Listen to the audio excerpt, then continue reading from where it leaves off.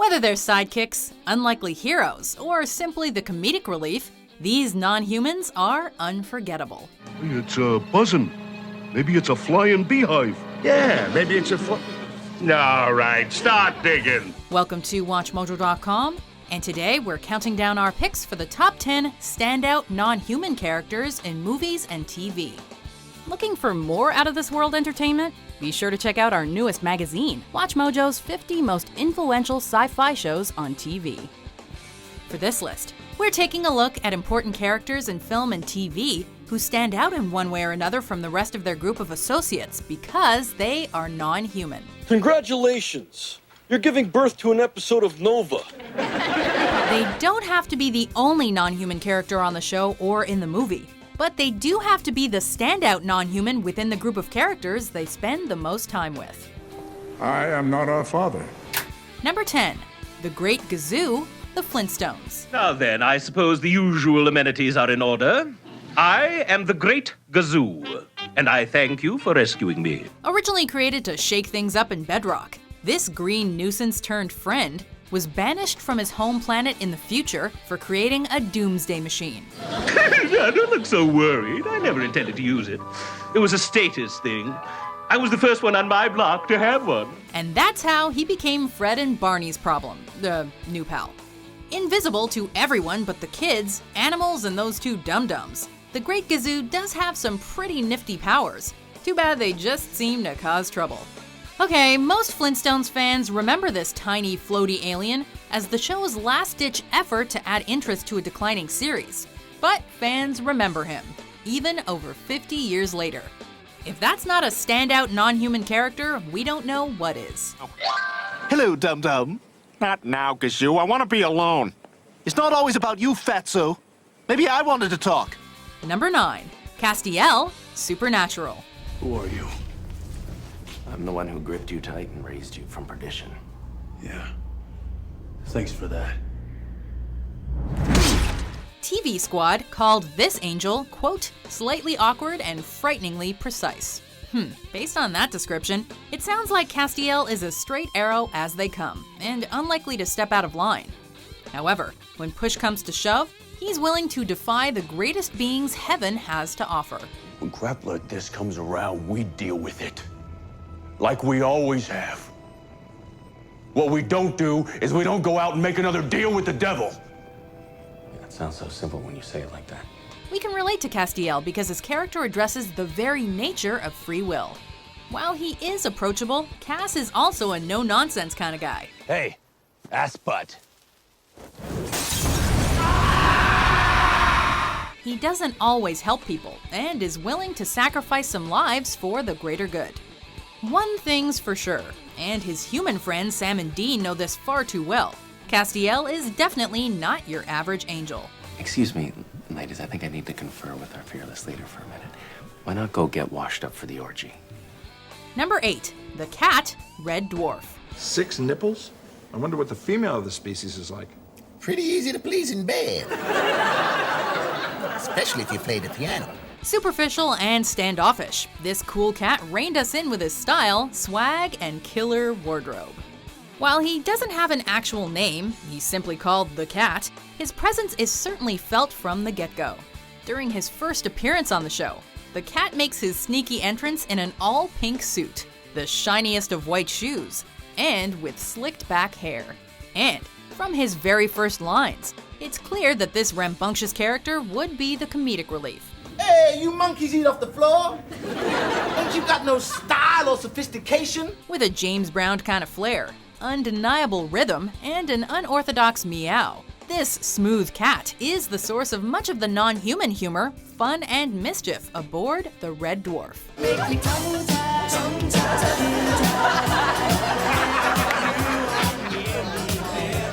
Number 7, Monroe and Rosalee Calvert. Grimm. What are you afraid of? Me? Why? This couple won us over not only with their heartfelt romance and undeniable connection, but also with their persistent teamwork.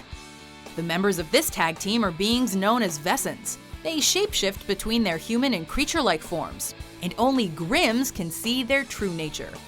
As such, Monroe works on cases alongside his friend Nick, a Grimm, with help from Rosalee, an intelligent apothecary with a troubled past.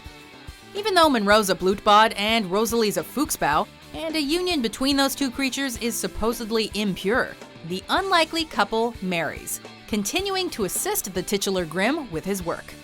As a couple, Monroe and Rosalee know how to shake up the status quo.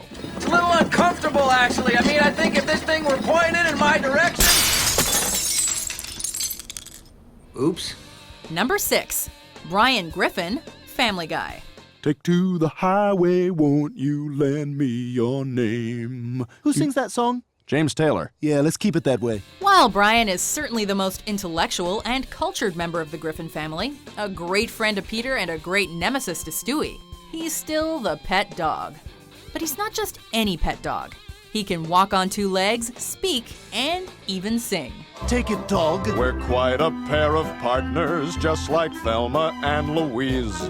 Except you're not 6 feet tall. Yes, and your breasts don't reach your knees. All of this makes Brian a standout non-human character on Family Guy. He carries numerous plots on his own, with his failed attempts to achieve true and renowned artistry or find an authentic love connection. Okay, he's pretentious and kind of a boozer, but he's still beloved, as evidenced by the fan-made petition demanding he be brought back after the character was killed off. In short, he's man's best friend. Oh my God! Brian, no! I can't believe it. You're really... Damn it, Brian, you can't die. We were gonna do so many things together. Number 5. Gordon Shumway, also known as Alf. Alf. What do you think it is? A real alien! Willie, what is it? I don't know. Brian's right. It's an Alf. The Tanners are just your average suburban middle-class family living in the San Fernando Valley. We're sure they never expected an alien life form to work its way into their hearts, but that's exactly what happened one fateful day. The cat-eating extraterrestrial from Melmac crash lands into their garage and endears himself enough to Willie, Kate, and the kids that they agree to hide him from the military while he fixes his spacecraft. Of course, Gordon Shumway, or Alf as Mr. Tanner dubs him, ends up becoming a permanent family member. Watching the sarcastic prankster learn about human life while simultaneously revealing his kind-hearted side, we can't blame the Tanners for loving him. You know, if you could, try to get in touch with me. Or better yet, come by. Number 4. Roger Smith, American Dad. Oh, don't everybody help at once. If you think this alien stuck at home while the rest of his human family goes on adventures, think again. Being an alien's no reason for Roger Smith to hide, and in fact, his myriad personas have enabled many of the show's tangled plots. I have so many spoons now, I'm like the Little Mermaid. Oh, did we not mention, Roger's got a few dozen aliases and disguises to go along with them.